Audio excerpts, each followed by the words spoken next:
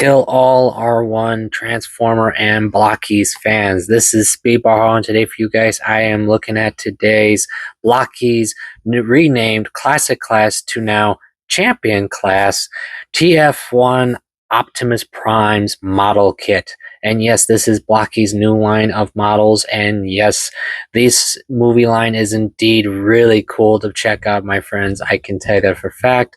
Blokees did not hold back on these TF1 designs at all, and I cannot wait to see what comes later on. But for today, we are looking at Optimus's model, which is really nice, my friends. The detailing, the movie accuracy is epic. I love it. The color separation is great. There are some minor flaws I've seen with it, as you can see. One second. But first, real quick, so you guys can see, yes, Blokees is utilizing the same stand pieces they were using before with their Rise of the Beast series, including the effect parts you get here. And of course, just like the Rise of the Beast line, you could connect these bases to any of the other movie-based units, which will be really cool to do later on. But like I was stating with Optimus, the kit is really good. Now, like I said, there are some flaws, nothing big. The side skirts here can be a bit of a pain when posing and such. I've seen a number of fans, like myself, have noticed. But like that, see. But it's an easy reattachable. No big issues, but hopefully that doesn't break at a point or anything like that. But other than that, I haven't really had any other major issues with the kit. I mean, I've been able to pose him, play with him, and so forth with no big deal and such. So for articulation, if you're wondering, yes, full 360 with the arms with no problem. Ben can go out this far with the shoulder joint, and the armor will move out of the way so you don't have to worry. The arm goes up this far, no problem. Full 360 on its own.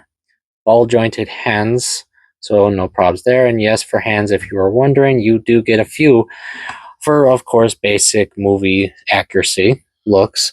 You get standard fist / holding hands,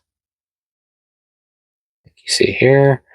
And like you see already on him, you get just a standard open hand. And lastly, you of course get the Energon axe, which looks really nice, including this yellow section here that they added to it. It looks really cool and very nice.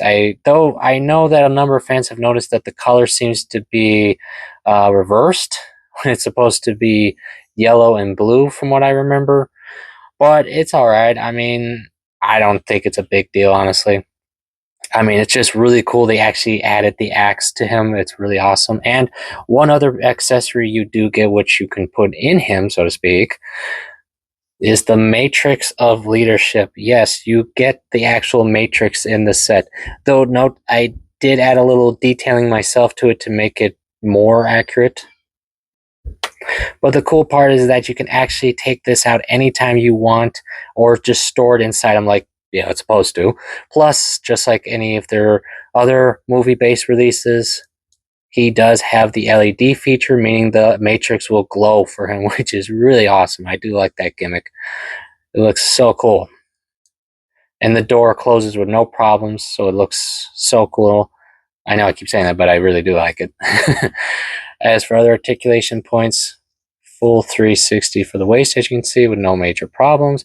No like ab crunch or anything like that. No biggie, I guess. Head can move about that far, spin all the way around and such. As for the legs, now, as I mentioned already, with the side skirt here, just move it up if you have to. But other than that, the leg can go all the way back this far with no problem. Full 360 here. And such like that with the ball jointed waist here and such. That's pretty much it, my friends. Other than that, he does come with the Cybertronian style rifle, as you can see here. I mean, it's really simple to build and it's really nice. It's really cool to see. I mean, I would have preferred, of course, the classic Ion Blaster, of course, but I mean, this is, of course, obviously for TF1, so it makes sense. The one other thing I want to mention for the movie line that I'm very interested about, and I think at least I want to say theoretically, I think I'm correct. But the one thing I've noticed with the TF1 Galaxy and, of course, the Champion class lines is I sort of feel like Blokees had the setup in mind that they wanted to do the releases together, not just because of the movie, but because they wanted to do the evolution setup for the, of course, main cast and such and other characters. And I say that because, for example, we'll choose Optimus here. As you can see here with the Galaxy style Optimus and Orion packs, I just feel the way they have these lines connected to each other in a sense. I honestly feel the way they designed it was that we start with your Galaxy Orion to Optimus to, of course, the Champion Optimus, which, if we go by movie accuracy, well, it makes sense too because, of course, we start with Orion with Cog leading to Optimus. Now, that's just my own thoughts, friends. I could be wrong. But I just feel like the way Blokees designed the lines, it really feels that way for so many characters from the movie line. And maybe I'm right, maybe I'm wrong. If not, it's just a thought, friends. But if not, as you guys can now see how it would look together with the complete set of both Galaxy and, of course, Champion versions. And I honestly gotta say, this is a really cool setup. Honestly, I really do like it. But that's just me. And now, of course, real quick, let's take a look at the Rise of the Beast Optimus so you guys can see how much Blokees has, changed since they started with that line. And as you can see, my friends, TF1 Optimus definitely had a growth spurt, in a sense, if you look at these two. I mean, nothing against the Rise of the Beast line. I do still like it. But, I mean, the TF1 line really grew in their sizes and such. I mean, they really wanted to make these as accurate as possible, and I love that. So yeah. So my final thoughts, my friends. Yes, I could definitely recommend Optimus here. I have no big issues with him.